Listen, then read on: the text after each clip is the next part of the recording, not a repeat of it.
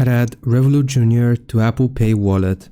The first thing that you need to do is open up the wallet app, and once you have the app open, we will click on the plus sign in the top right corner. From here, you will choose the option for debit or credit card, and it might look like this for you directly, and you will just click on continue here at the bottom. Now, the option which you get is to hold the card near your iPhone, and it's automatically gonna detect the card. Or you have the option of entering the card details manually. You will just click on that at the bottom. It's gonna ask for the name and the card number.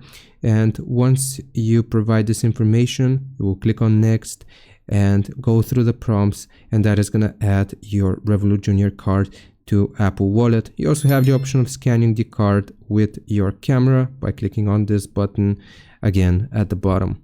I hope this helps. Leave a like and subscribe, and I'll see you next time.